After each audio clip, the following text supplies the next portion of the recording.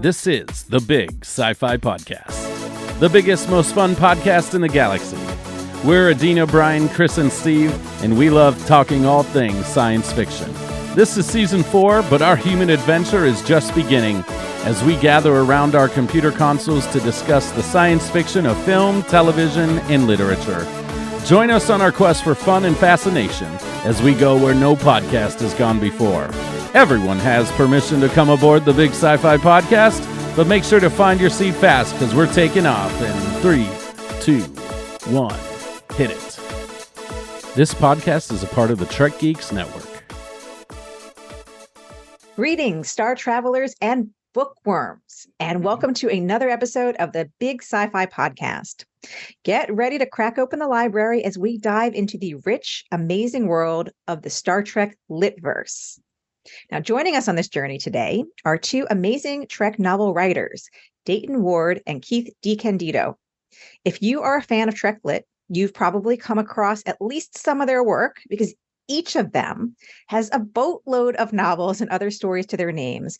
And to prep for this episode, I actually started reading a few. I'm in the middle of Moments Asunder by Dayton Ward, this one. And that's a hell of a way to start. Wow. That's one of the things I want to talk about is how do people, if they haven't, how do they get started? And Articles of Federation. Yeah, by Keith. And I'm going to say I did not, just because of my life, I just didn't have time to finish them, but I read pretty, voraciously, so I will. I also got others. I got Have Tech Will Travel, this one that has some stories in it. Yeah, and they're and I would say these are very different books. You guys have very different styles, which is awesome. So I really do want to jump right into it and say, Dayton, Keith, welcome. Thank you. Yep, thanks for having us. Yeah, we're really. I should say my last name is pronounced DeCandido, not DeCandido. Oh, have I been doing that wrong? I'm sorry. Yep. The woman so is everybody else. This is my life is correcting people's misspellings. No. It's my life go too. ahead. Yes, that's Adina's life. I'm my sure you life. know anything about that, Ms. Mignogna. And that's what we will do. And I say no, it's Mignona, and they're saying Mignona. No, it's Mignona, and Yes. yes, we have 20 years prior to now. Everybody in my whole life, when I meet people brand new, they'd say, "Are you related to Phil?" And but it hasn't happened in the last 20 years like no it one did remembers. before. I'm sorry. I'm sorry, Brian. I always think Mark Donahue, the racer. I'll take it. Okay. Well, All so right. the first That's not why we're here, though. Yeah, the first thing I really wanted to start and kick things off is just really, how did you get started writing in the universe? And was that always kind of like the career goes to write in universe versus writing other unrelated things? Where did it begin? I don't know who wants to go first. Well, I couldn't see what you were doing there. You go first. Rock, paper, scissors, but it's over here. Oh, okay.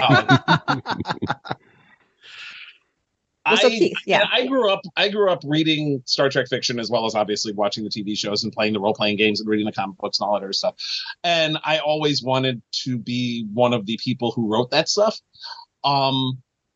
Having said that, I didn't actually get into it until I'd already established myself writing other stuff. I'd written a Spider-Man novel, a couple of Buffy novels, a couple of Young Hercules novels, and a few other things. And then was given the opportunity to pitch a Star Trek novel to Simon & Schuster. I was friends with one of the editors, John Ordover. Although knowing John helped, but he didn't actually allow me to pitch anything to him until I'd already established myself elsewhere.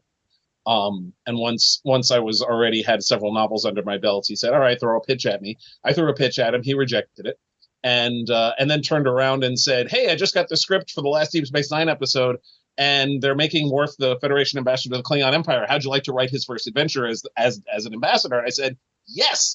So that's how my first novel came about, and everything sort of snowballed from there. So when they give you something like that and give you that opportunity, so are they giving you other guidance? Do you get some other kind of Bible or things to stick with, or are you on your own to research? Or there are Bibles for each of the TV shows, but they're functionally useless. Unless you are writing one of the first 6 episodes of the TV show, after which they become horribly out of date. You do get some guidance. How much varies from project to project. Some of them are very specific. Some of them are very loose. Some of them you pitch yourselves and they say, yeah, go for it. There's especially with as big and sprawling a line as the Star Trek fiction. The answer to that question is all of the above. You get all sorts of ways of doing it. In the case of Diplomatic Implausibility, which was the Worf novel I was talking about, we didn't really have anything beyond this is what's happening in DS9's finale, run with it. So I ran with it. I did develop the story with John, and of the editors I've worked with over there, some are more hands-on than others. Mm-hmm. And some are more hands-on depending on the project. There have been several novels that I developed in concert with the editor in question. So you're talking about like a developmental editor as opposed to like a copy editor. Okay. Yeah. Others where they just did the line, editing, and that was it. It varies. Cool. Dayton, how did you get involved? Not at all like Keith.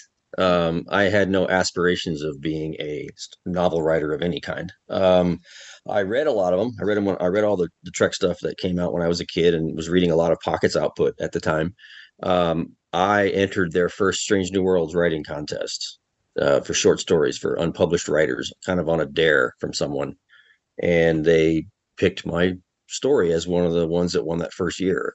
So now the bug had, I've been bitten. So I started writing other stories to submit to other markets like Analog and Asimov's and whatever else was out there back in the far off 90s, and getting rejected, like you do when you're just starting out. And then the second and third Strange New Worlds contest rolled around each successive year, and I placed a story in those two. And at that time, John Ordover called me on the occasion of him buying the third story for the third contest. He says, well, now you're ineligible. You can't enter the contest anymore because now you're, air quote, professional writer, unquote. I think you should consider writing a Star Trek novel for me. So having never written anything longer than a short story in my entire life, naturally I said yes, because that's what writers do, apparently, is you always say yes to the gig and you figure it out later. I spent a good year plus developing a novel and a manuscript, and they didn't even schedule it for publication until I had delivered the manuscript and John was satisfied with it. So that's how I got started. And then how long was that? I'm sorry, Dayton. How long was that process again from start to finish on the first novel? Over a year. Wow. Well over a year, probably. And then there was probably another year that went by before it was actually published. Okay. So I was finishing it when the SCE novella series was ramping up, and Keith had written one of the first three. And Kevin, my eventual writing partner, and I, Kevin Dillmore, were tapped to write a couple of those early on in the series. Those actually came out a year before the novel that I had written, just because that's the way things work in publishing. And that started the hellish trip that I've been on since then. You say that like you don't like it. There are days. There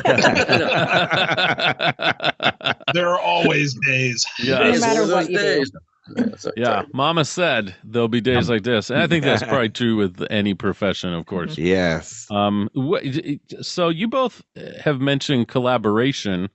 Do you like working collaboratively with another author? Or do you prefer to work totally alone, or do you get great satisfaction of bouncing ideas off someone else? What do you prefer?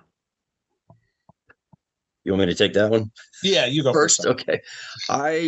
I've had a very positive and rewarding collaborative experience with my partner, Kevin Dillmore, for now it's over 20 years. Thank you for that reminder of my mortality.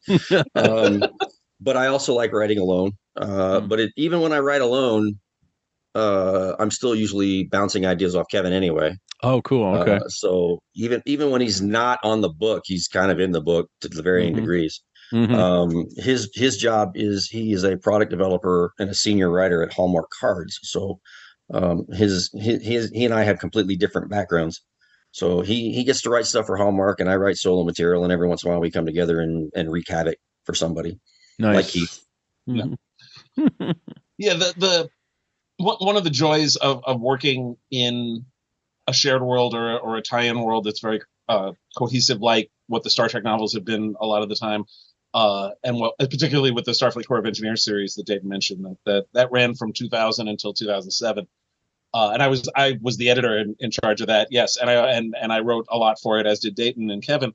And plus, like some of the miniseries we've done, like the A Time 2 series in 2004, all the way through to the Coda trilogy that Adina's started reading. That one. And all of that is also very collaborative. Even if individual people are writing certain novels, there's a level of collaboration. In the Corps of Engineers series, we were very much doing it like almost like a TV show, where different writers were taking on different characters, and we were building on what people had done in the past. The A Time 2 series, especially, that was so much fun. That was basically bridging the gap between Insurrection and Nemesis. What the Enterprise E was doing, particularly in the year leading up to Star Trek Nemesis. And it was several 2-book series by John Vornholt, by Dayton and Kevin, and Bob Greenberger, David Mack, and then I did the concluding volume. And it was great working together on that. We were all, throwing ideas at each other and bouncing things off each other and picking up on things other people did, and doing it as this sprawling storyline. And it was incredibly satisfying. As a collaborative endeavor. That was up until that point with the Time 2 books, because Kevin and I were a late addition to that effort. Keith, David, Bob Greenberger, and John Vornholt had already been established, and I think the plan was originally for 12 books, so 6 writer, 2 books each, but that got whittled down to 9. I don't know. I still don't remember the reasons why. And but Kevin and I were called up when another writer had to bow out of the project. So up until that point, we were not in what I called the starting lineup of the Novelists at that point. I consider that project our call up from the minors. So, and because that was basically, I think that's where we started publishing fairly consistently among the novel line, rather than just the SCE books and the occasional short story. So how do the books fit in with just the canon of what we see on the screen?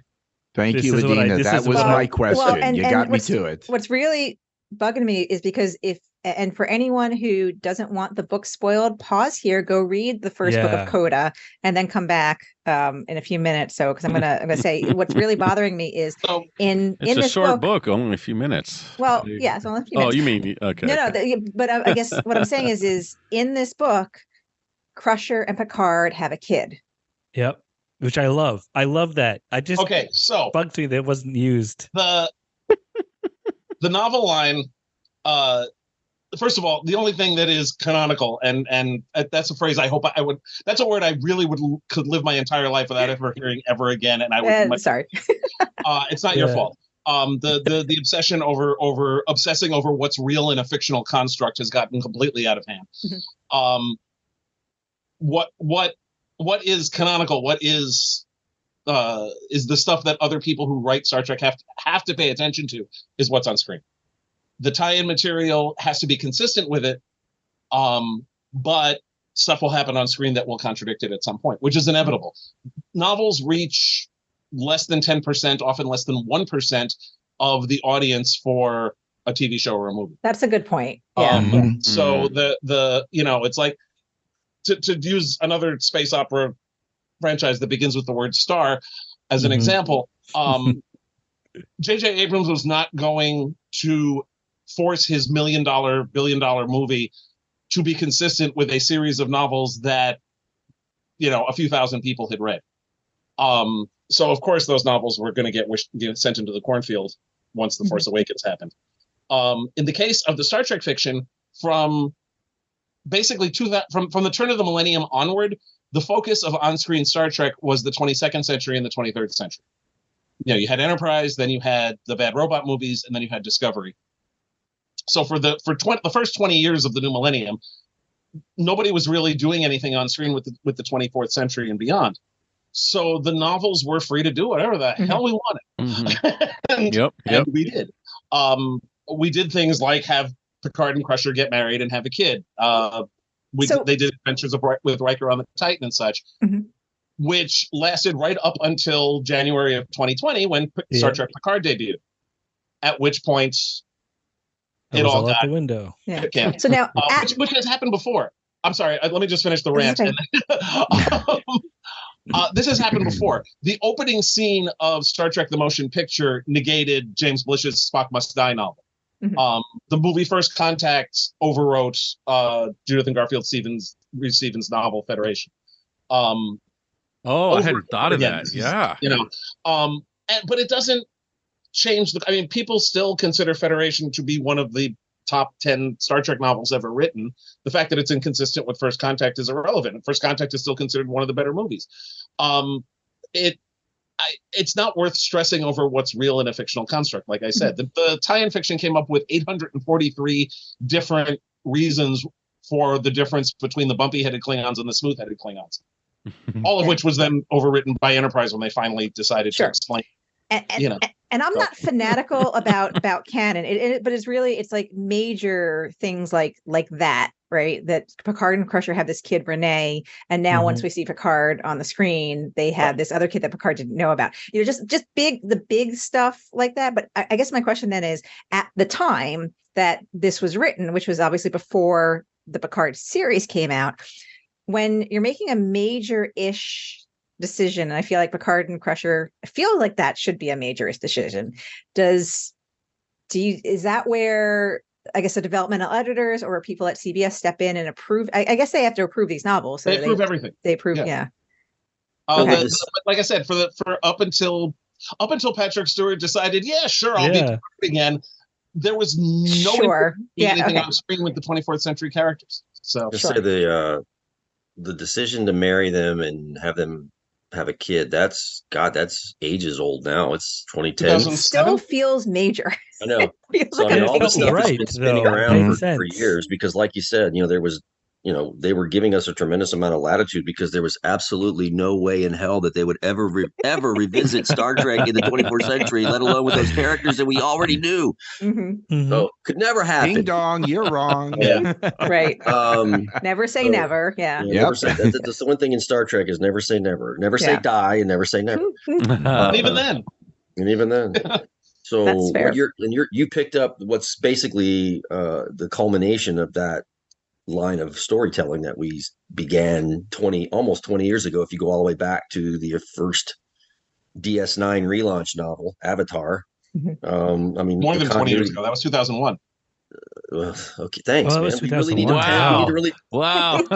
Semantics, I'm feeling older now because of you. So, we were able to spin this continuity that basically threaded through, I didn't even try counting all the novels, but it's, got to be a bazillion.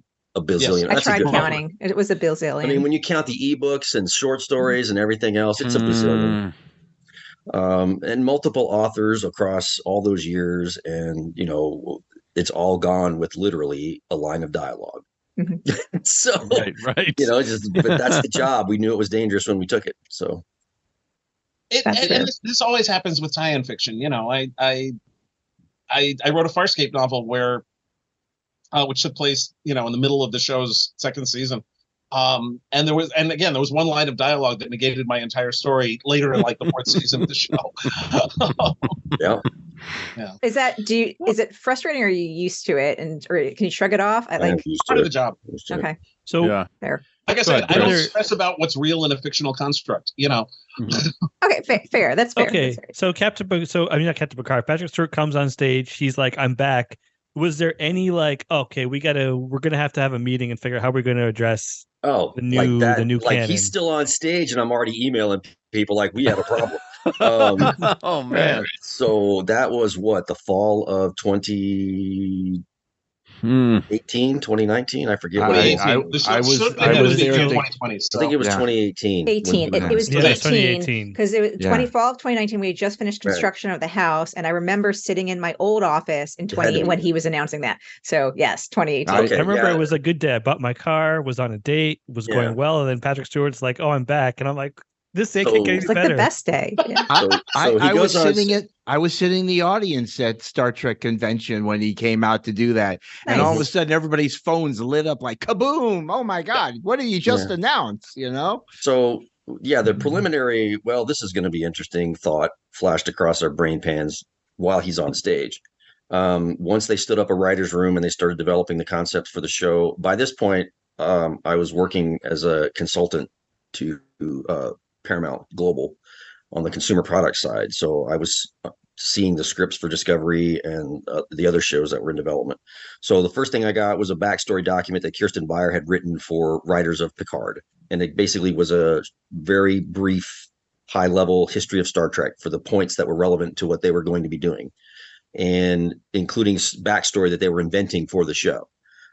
This included the Mars attack in 2385, which is the atomic bomb that lit up in our backfield as far as the novels were concerned, because we were past that point in the timeline by a significant amount of time, almost 2 years.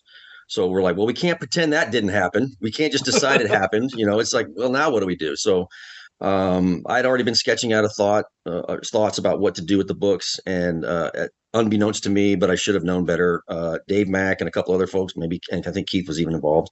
It was me, David Mack, James Swallow, and Glenn Hellman. Right. We were at a party.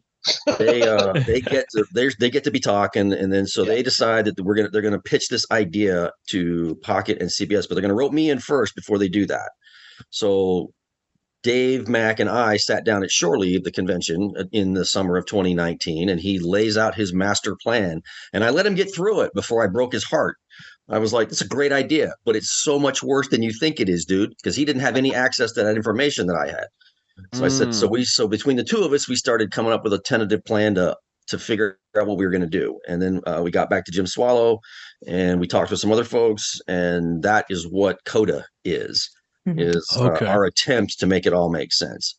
And since you're reading it, I'm not going to engage in any spoilers. Yeah, no, I'm this far into it. I'm not that into the first of 3 books. So well, because I had started with Articles of Federation. I got this far, and I was like, oh wait, I got to read at least some of Dayton's book before today. So that's when I picked this one up. And there's so many other things to read. And I'm very curious about this line of books too, that the Hidden Universe travel guides. So I'm holding up Star Trek Vulcan. It's a travel guide to Vulcan by exactly what it says to be. Dayton Ward. Yep. It's like this is a wholly different kind of writing thing. How did the travel guides? And there was one for Konos. There's one for the Klingon Empire as well. Okay, that one came first, the Vulcan one. Okay, when did it come out? 2016. So 2015, I was approached by an editor at Inside Editions. They had pitched this idea to CBS or Paramount Global, but back then it was CBS Consumer Products.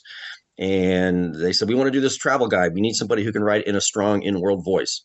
And my name was one of the ones that they CBS put forth. And so I started talking with the editor, and we started spinning ideas on what to do with this thing, and they put me to work, and the rest is a mystery. I had a lot of fun with it. I mean, I started with looking. I started with everything we knew about Vulcan, the different points of interest in historical places and other known locations. And once I had those 6, I filled out the rest of the book, with stuff I made up, stuff I interpreted from other sources, like the role-playing game materials and some of the novels. There are some fairly deep-cut references in there, but if you're just a casual fan and you're flipping through this thing, it's just Vulcan stuff to you. But if you're a hardcore nerd who's been with us for the last 30, 40, 50 years, you'll hopefully see some nice Easter eggs in there. I haven't read it. I've paged through it. I haven't actually sit there and read it, but my next trip's to Italy, then I'll get to Vulcan. So I wrote it like a real travel guide, which is that's what it looks like. That was my question to you, Dayton. Did you read travel guides to get a flow for how the book should be? I based them off a couple of Lonely Planet guides and Frommers, and took the best components as far as structuring the books, because I wanted to have that feel like it's something you stuck in your backpack when you go on vacation. And I also didn't want it to be written by Vulcans. I wanted it to be written by overworked, underpaid travel writers in some office in New York where there's no air conditioning and everybody smells like socks. I wanted it to look like that. So that's why there's humor in the book. Because everybody's like, I've gotten reviews where it's like, well, he's very humorous. That's too much for Vulcans. I'm like, it's not Vulcans who wrote it. It's just some guy, or some group of people. So I feel like I want more of these. Like I want one for Bajor and for Beta Z and for Andoria. Like I want more of them. There were talks of doing ones, and then the pandemic. What's that? Oh, sorry. Can we get one for? I don't know what the Breen homeworld is called, but I feel like that could be fun. I think there's the like list no of information.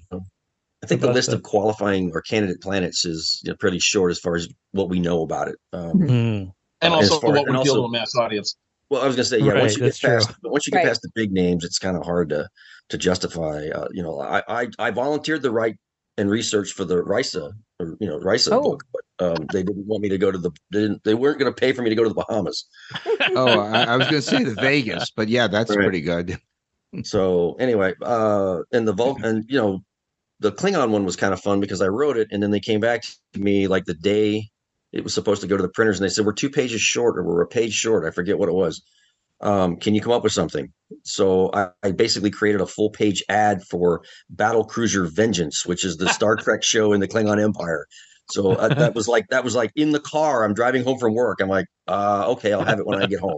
So that's fun. Weird things. That's fun. Pretty cool. Yeah. So what's your process like when you sit down and you're like, okay, I've got to write this novel, or I have an idea for a novel. Now where do I go?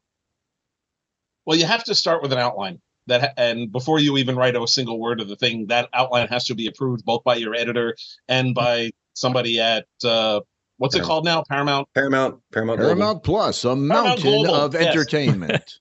Yes. No, the name keeps changing, but it's been, mind you, it's been the same set of people who've been approving Star Trek fiction going back a very long time, which is wonderful.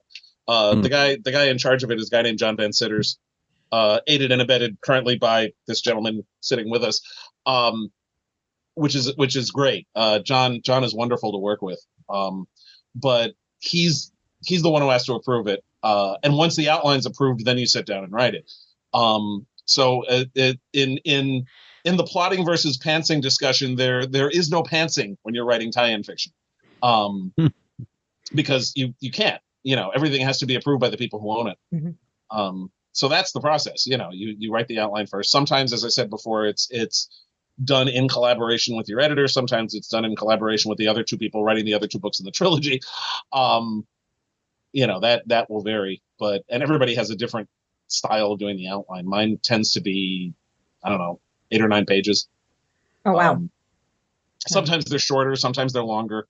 I did one that was only a couple pages. I've got nothing on Mac. Mac writes like 750 page outlines for each books. That's amazing. And for our listeners that might not be familiar with the terminology, so a pantser is someone who writes by the seat of their pants versus a plotter who is someone who outlines pretty rigorously. And then there's plantser, which is where I fall in, which is kind of a blend. It's a blend of the two. And it's really actually, I'm a recovering pantser. I realized pantsing does not actually work, and I needed to plot a little bit, but I don't want to over plot. And, yeah. That said, there are instances where you kind of pants it or plants it, because you might get to some point in your outline, you realize, well, that was the stupidest thing I've ever thought of in my life. That's not going to work at all. Yeah. So, or, hey, we're writing a duology because they plugged us in late in the process and we thought we had enough material for 2 books, but we really don't. So let me pull this subplot out of some heretofore unlabeled orifice. Or my favorite one of my I wrote a bunch of books that take place on a Klingon ship, and in one of the books I did not realize I needed to kill off my first officer character until I was writing his death scene, and it rather caught me off guard, and I had to email my editor, who then emailed John Van Sitters and said, we need to kill this guy. And this was like a guy who guest starred in 1 episode of Deep Space Nine. So it's not like we're talking about a major character or anything. But I can't kill him without permission. Right. Luckily they were okay with it. I really and that was not planned at all. There was nothing in the outline that called for that. But as I'm writing it, I realized, he's got to die. This will not work unless he dies. So do you guys have a particular book that you've written that you are exceptionally proud of, or when you want someone to read your work, and that could be in or outside of Trek too, that doesn't have to be just in the fandom of Trek. So is there a particular book you're proud of and you want people to read? If there's one book they have to read that has your name on it, is that even an answerable question? Read all of them. Right. Which one of your children do you want to introduce to people? Kind of like you're saying, Yeah, which one? Oh, that's even tougher. Well, it's the equivalent. I mean, for me, two of the books I'm proudest of are both Star Trek books, as it happens. One is the one Adina is reading, Articles of the Federation, and part of why I'm so pleased with that book is that I basically created the Federation government, more or less, because we've never seen it on screen. I want to ask about that. Yeah, well, we're going to circle back to that in a minute. But also that novel continued to have tremendous influence, because in this continuation of the 24th century that we were doing in the fiction, while the TV shows and the movies were ignoring it, the stuff I developed in that book was then used by other novelists. And the character of President Baco, who, by the way, was more or less based on my great grandmother, continued to be used in several works of fiction, which was just thrilling as hell for me. And there was another use of the character, which will constitute a spoiler, albeit for a 10-year-old book. But suffice it to say, a major thing involving President Baco was the catalyst for a major storyline, which was I had mixed feelings about. But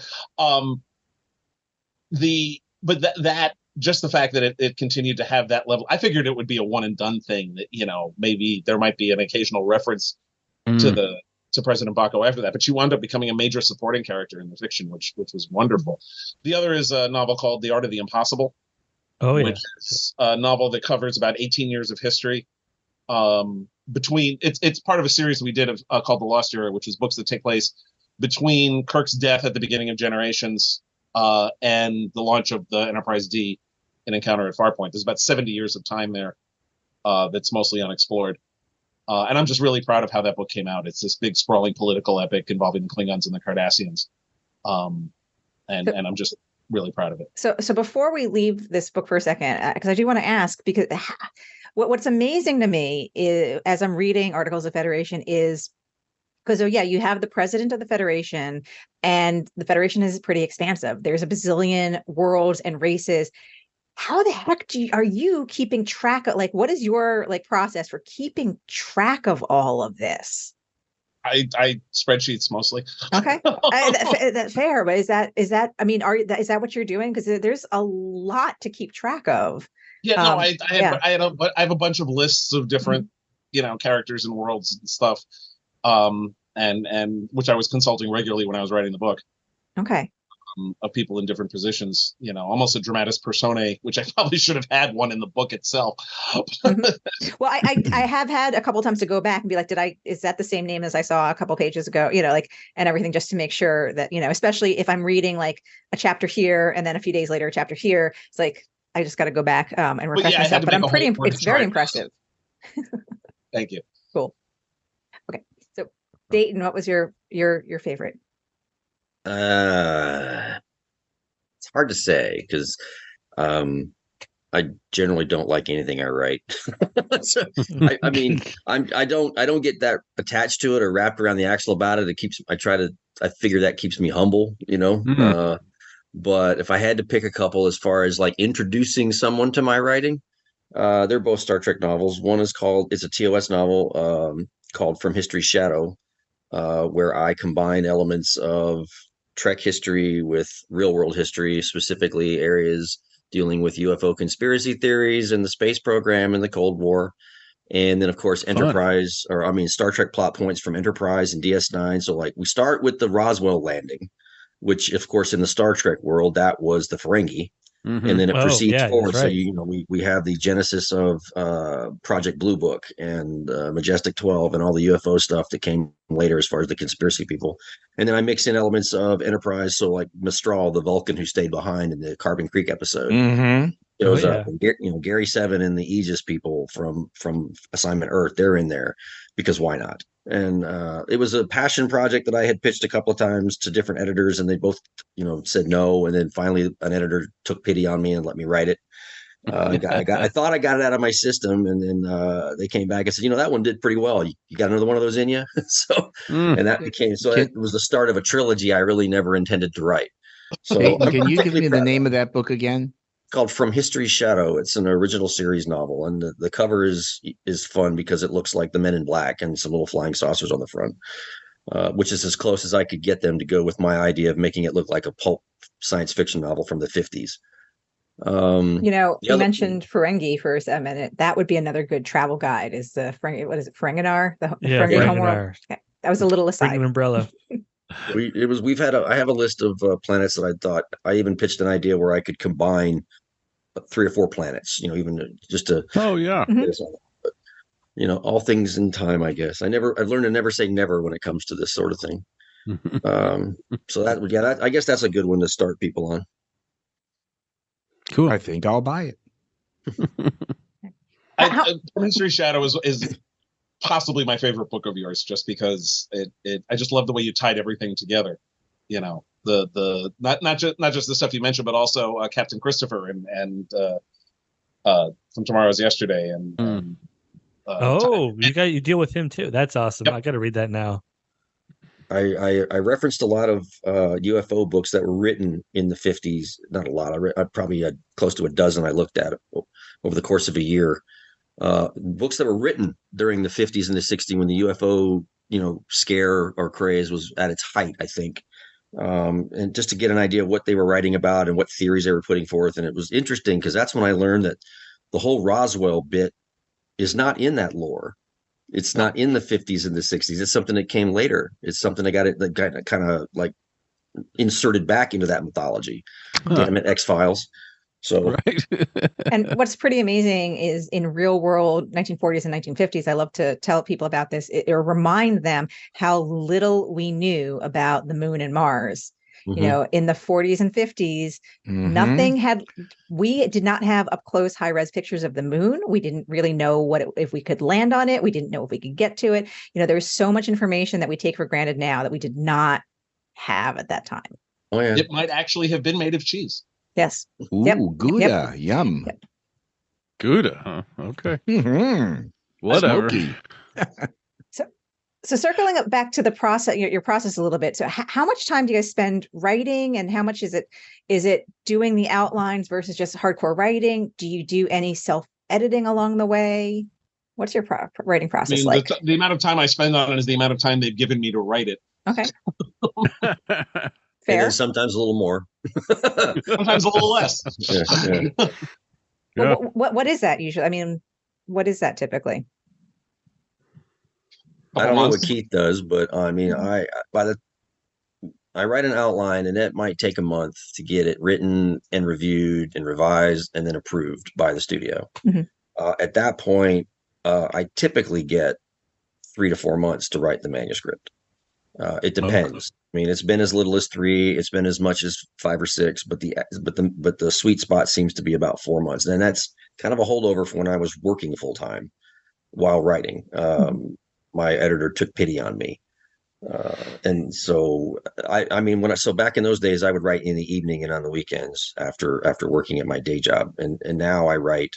I try to write 4 or 5 hours a day at minimum. If I get on a roll, then it's more. If I'm having, writer crises, then it might be less, and then I have to make up that time somewhere. But once they lock you in, it's hard to move that needle if you are running into trouble, because there's a whole production train that's moving alongside you while you're working. So if you screw up, you upset the apple cart, and every other analogy I can come up with. You put a lot of people, you twist a lot of people's intestines when you're late with your manuscript. So, particularly if it's part of a series or part of something that's already been scheduled or tying into a particular event or something. Actually, it was funny because I was actually writing when I was writing A Time for Peace, the last book in the Attention series. I was actually writing it at the same time that Dave Mack was writing the book prior to it. Wow. Mind you, we were having lunch every week and like comparing notes and stuff. So we it was kind of like Coda. We were writing all 3 books simultaneously. Mm-hmm. Yeah. And there's a lot of back and forth and spreadsheets and crying and drinking and yelling and, plotting of murders and things. Are you working on one project at a time yourself, or you got multiple projects at any given time? One project at a time. How quaint. No. Yes. No. I've got 12 different things happening right now. Oh, wow. Cool.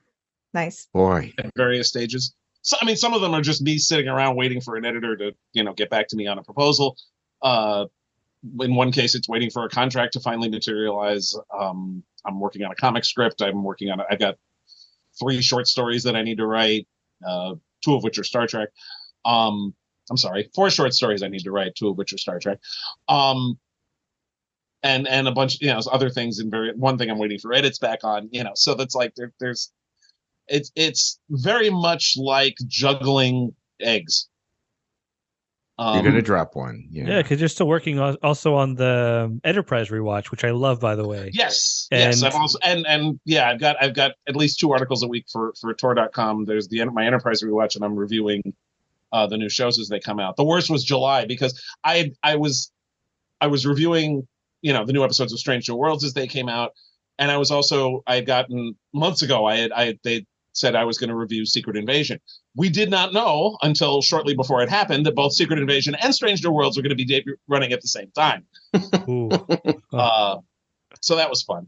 Of course, and now this conversation has reminded me that I have to write a short or an article before I go to bed tonight that I forgot about. But hey, thanks everybody. Appreciate the help. We're here for you. No problem. Anytime. We can help you write. We can brainstorm right here. We can help you write. Well, unfortunately, I have to actually write my review of this week's Lower Decks, which is going live tomorrow. And I have to say, I agree with Chris. you on the Vulcan. Like just a quick rant, but on the whole thing where it's like Vulcans were always kind of a little bit jerky. They weren't suddenly mean in Enterprise. They were always kind of like that. So I think you're right. Yeah. Totally agree. Quick question. I don't mean to imply, but do you often get any type of mail from your readers that go, "No, Keith, I'm sorry, Dayton, you're wrong in this page, this blah, blah." You ever get those types of responses? Sure. Yeah. And how do you respond to them? I don't. I've got a voodoo doll collection. Okay, good. Ow, sorry. That explains a lot, Steve, doesn't it? No, I don't. I don't have any problem with legitimate criticism because I'm a critic also, so I'm not about to cry foul when it happens to me. Okay, that's good. I mean, if I screw something up, I screwed it up. I wrote a supernatural novel where I got Dean's eye color wrong, and I made a help with that. And in my next supernatural book, I had somebody in the book get Dean's eye color wrong, with Dean saying, "How could they pop with the same wrong color?" and saying, "God, what kind of idiot would think I would have that eye color?" So I figured, I got a piece of email about 4 or 5 months ago from somebody who'd read one of our SCE ebooks, and they were complaining that because our storyline has our 24th century crew of engineers stumbling across the Defiant from the original show in the Tholian Web episode. Mm-hmm. And they were taking us to task because we had disregarded what was shown in the Enterprise episode, In a Mirror Darkly. Mm-hmm. And I'm like, well, I'm sorry, but we wrote that story 5 years before that episode came out. You couldn't predict the future? How dare you? How dare I not travel to the future to figure out what they were going to do? Manny Coda didn't call you up and say, "Hey, we're going to do this. Can we give your insight? We don't want to have any contradictions here." You know what I mean? They don't do that. We get the occasional complaint about. I think I had a character say "damn it" in a manuscript, and a reviewer took me to task because now I have to read the books and see if they're suitable for children. And, oh my goodness! But this show, they said, "Damn it, Jim." Do you not remember "Damn it, Jim"? Like, if you never heard me talk, Star Trek 4. Hello. Yeah, right. You were trying to tell your kids Discovery, salty language. So you know what? I guess for me, I'm one of these Star Trek novel fans. I just love that there's extra material, and especially when you talk about the drought we had with no new shows for so many years, like having the novels was invaluable. And even if I came across something, I kind of like have a, I'm just glad I'm reading something Star Trek. You know, I'm not one of those, you know, oh, this has to be this, and oh, they said this and that and the other thing. So I'm just very grateful for guys like you that are putting out this extra material for us fans to enjoy and read. So I just want to say thank you for that. And maybe there are some fans that need to chill out a little bit, for crying out loud, and just be glad they have something to read and just take it for the fun it's supposed to be. You know, just enjoy it. It's supposed to be fun. I try to it's fun for us. It's fun for us. I didn't know that. Nobody told me. It's work for you, but fun for us. Yes. Oh no, it's both. I mean, I've been watching. I have literally been watching Star Trek since birth. Yeah. And it has been one of the pleasures of my life to be able to write Star Trek fiction. And furthermore to be writing about it for Tor.com as well, and other sources as well. I've written quite a bit of nonfiction material about Star Trek. And it's been wonderful. I mean, it's a world I'm particularly fond of, and have been for as long as I can remember. And so it's tremendous fun for me, and I assume for Dayton. No, I'm just kidding. No, I actually no. It's a lot of fun. I mean, it's not something I set out to do, but being a lifelong fan of the show, it's a tremendous privilege. And you know, when we get comments like that from people who are obviously very passionate about the material, I try to view those comments through that lens. It's like they wouldn't write if they didn't care. That's why I tend not to engage in that sort of thing. Like everybody's entitled to their opinion. They either spent their time, they at least spent their time, if not their money, reading what we wrote. So they're entitled to their opinion, and however the book strikes them. No, it's not a lot of people get to do this kind of thing, and they certainly don't get to do it for the kind of time that Keith and I have been doing it. So I'm acutely aware of that, and try to keep it foremost when I'm taking on one of these projects. Yeah, you have to remember that it is fiction. It's not fact. You know. What? Shut up, Steve. Shut up. I'm sorry. I just blow the bubble? Yeah, I was going to say, I don't even know how you got on this podcast. I tend to view the canon as far as like whatever was on screen, that's what really happened, and everything else is kind of a historical fiction. So, and even Roddenberry kind of played into that conceit a little bit.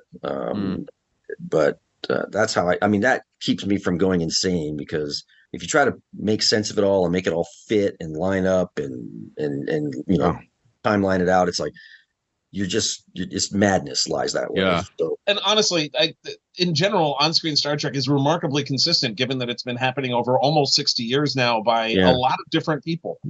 Yeah, I mean, by and large, it works. I mean, I tend to, you know, it's like as long as they hit the high points, it's not quite as overt as like the Marvel sliding time scale or anything like that. It's like, I mean, most of the high points, the big events that we all remember, are fairly consistent as far as when they're portrayed or how they're portrayed. You know, little things here and there slip, but that's what happens when you have a property like this that's been around this long. I can live with it. I can make it work. I mean, and we get paid to make it work. We get paid to figure out how to smooth over the rough edges. So it's kind of fun. I mean, that's part of the fun of doing, especially doing the tie-in fiction, is getting to take disparate parts of the fictional history and tie it all together in various ways. You know, using different elements. You know, I mentioned the Lost Era series. One of the fun things in that was to take stuff, you know, extrapolate stuff that happened in the TOS movies and what happened afterward, and, you know, backfill some stuff that we learned about in the various 24th century shows, and try to sort of, you know, weave a little tapestry of what happened in those 7 decades, and or getting to do stuff like the Corps of Engineers, like the Vanguard series that Dayton and Kevin and David Mack did. That there was sort of a parallel TOS storyline of stuff that was going on elsewhere in the Federation. You know, there was a Stargazer series that chronicled some of Picard's early adventures on his first command. There was a Titan series. I did books on a Klingon ship, you know, Peter David's New Frontier series. Just the opportunity to do other little explorations of the Star Trek universe is part of the fun. There was also, for that matter, one of Dayton's Discovery books was one that tied together Discovery with Kirk's backstory. The Tarsus 4. Right. Okay. With Kodos, the Executioner. Being able to do stuff like that, have Lorca and Giorgio being part of what happened, the Federation's response to that particular incident. That's part of the fun of this is taking all little pieces. And is it more enjoyable to write the characters that we know from the screen, or to make up your own characters, like some of the side characters or other characters that are in the novels that never show up on screen? Both. Okay. Yeah, both. Yeah. That's what I always worried about, is that like I feel like it would be hard to write someone else's character and keep the voice consistent. It depends on the characters, because my familiarity with the different casts is on a scale that slides. It starts with I'm intimately familiar with the original show, and to a slightly less extent the Next Generation, and then it just starts to slide after that, because the shows haven't been around long enough for me to absorb it the way I have the original series, especially the newer shows. It'll be a while before we all figure that out. But writing in their voices is obviously one of our goals. So one of the nicest things that people can say is, I can hear William Shatner saying your lines. I can hear Leonard Nimoy saying your dialogue. So that's a tremendous compliment. It means I got it right. But at the same time, writing a new character in those situations gives us freedom that we would never have. But again, it's just the nature of tie-in work that you have a little bit of both there. And then we talked a lot about the novels. What about the short stories? Are those better, worse, more fun, more pressure? Light blink out on me there for a second. What was going on? Oh no! All the lights in the background are working perfectly. Mothership is calling me back, I think. That, or it's my 2-minute warning from my wife. I don't know what.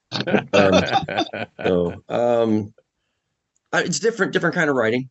I come up with a short story idea, or I come up with an idea that I think might make a good book, but in reality, it makes a better short story. Or it's worth teasing out to become a novel. I don't know. I don't know that there's a flat answer to describe that. I like them both for different reasons. That's fair. There were a bunch of, especially in the early 2000s, there was a whole slew of anthologies that came out. Besides, there was the Strange New Worlds anthologies, obviously, that were opening up to non-professional writers. But there was also the various anniversary anthologies that Marco Palmieri put together for each of the extant shows. And I also edited a couple of anthologies, as did some other people.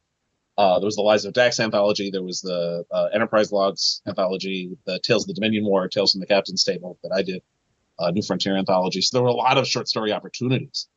In particular, the Tales of the Dominion War anthology, which came out in 2004, that's still in print. We're still getting royalties on that damn thing. The for whatever reason that just really captured the zeitgeist. It's stories of basically what the rest of the Star Trek universe was doing during the Dominion War, and that has proven to be remarkably successful. And it's fun to do those little short stories, stuff that doesn't require necessarily a novel's length, but it's still a story worth telling. Lately, the best venue for Star Trek short fiction has been the magazine Star Trek Explorer. What's been fascinating about that is that the stories have to be 2,000 words.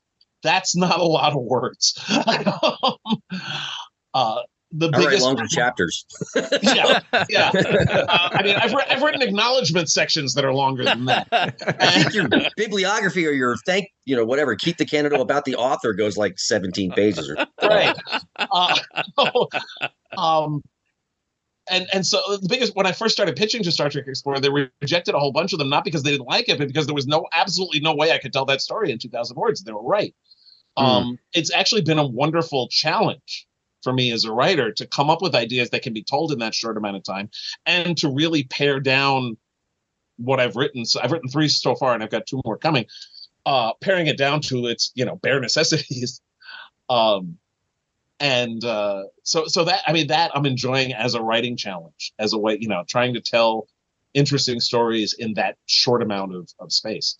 As I've not so much Keith, because Keith has been doing this for so long and he knows how to adapt. But for some of the other writers who come to me after they've gotten their pitch accepted in the magazine, what do I do? I'm like, he said, like, first of all, resist the impulse to describe the Star Trek stuff, because if they've bought a Star Trek magazine, chances are good that they understand all that already. So just get on with it.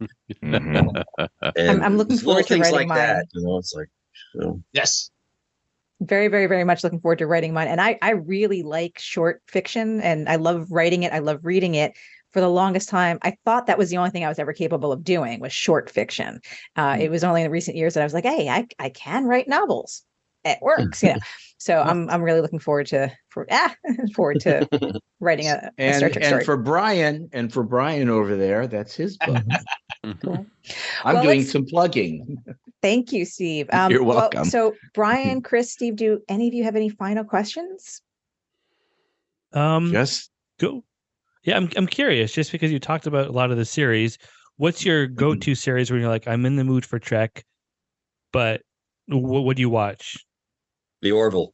No, I'm kidding. It's pretty good. Like, I gotta say, not Galaxy Quest. Galaxy Quest. That's what I was gonna say. Galaxy. Chris did ask series. He asked series, not movie. He said series. Okay. Yeah, that's true. But Orville, I'll give that. That's actually really well done. I'm an original series diehard fan, but I'll spin up Next Gen, or I'm really digging Strange New Worlds. It's so. But there's not enough of it yet that to prompt. I think I'll binge. We just got done with it. But as far as the legacy shows, Classic and Next Gen are my two tops. But DS9, it's neck and neck with DS9 and Next Gen, because I recently had to do a rewatch of several key episodes for a project to be named later. And cool. I'm like, you know what? I forgot just how good certain episodes are. And then it becomes, I forgot how good that you know what? This whole damn show is really good. So, I speak from, like I said, I'm a diehard fan of the original series, but I honestly think that DS9 might be the best Trek series overall. I think so. I think you're right. At least in my opinion, for whatever that's I think it's the best written. I can go on about that forever. Yeah, Chris and I are agreed. I think Deep Space Nine it's a shame fans left that show and didn't watch it in its original run. Because plenty of people watched it. I mean, it didn't have the same ratings as Next Gen, but that doesn't mean it wasn't successful. It just means it wasn't as successful as Next Gen. I can't speak for I can't speak for anybody else, but mine, when they were running DS9, they ran it at 12:30 in the morning on Sunday, the week after everybody else saw it. So it was like, if it came out on a Sunday, the 5th, I didn't get to see it till Sunday, the 12th after midnight. That's when it ran on my local station. I had to set the VCR. That's because, that's how far back it goes. Yeah. The joys of 90s syndicated shows. But, I don't have a series I go to necessarily, although I agree with all of you about, I think that DS9 is the strongest of the series overall. With me, they're like particular episodes that I like to watch as my episodic comfort food, as it were. And they're from all the shows, more or less. There's like 1 or 2 episodes from each one that I just like to watch just for the hell of it. Like Blood Oath on Deep Space Nine is one of my favorites to sit down and watch. That's partly because I'm Klingon guy. For that matter, there's several Klingon focused episodes of Next Gen that are among my go-tos. The Doomsday Machine on the original series, one I always like to watch. If I just want to watch a Star Trek episode, that's one I almost always come to. Yeah, me too. I love Doomsday. Interesting. And for that matter, Living Witness on Voyager, which was the closest they came to a Mirror Universe episode. Just because I love the whole how history remembers things aspect of that episode, and everybody was having so much fun. It was fun to see them be able to go evil, be like, okay, what would Mirror Universe Voyager look like? And that was it. Yeah. And just generally and of course, anything that focuses on the EMH is always worth watching. Awesome. Well, Keith and Dayton, thank you guys very much. Is there something that you want to plug? Like, what is your most recent book or story out that you might want to plug or tell people where to go, what they should read? We should probably pimp the book that just dropped today, because Keith and I are both in that one. It's a collection of essays called Galloping Around the Cosmos. Hang on for the subtitle here. Memories of TV's Wagon Train to the Stars, something like that, with tales as told by, I don't know. It's about a mile long. Okay. It's memories of anyway, TV's Wagon Train to the Stars from today's grown-up kids. There you go. It's part basically of a series of reminiscences. essay collections. That it's the From Today's Grown-Up Kids thing. That's like the subtitle for all of them. So basically, if you're like us and you grew up watching reruns of the original show pre-Star Wars, pre-Star Trek films, that's largely the people who contributed these essays. Some of the folks are younger, but for the most part, most of the contributors are our age, which is 31.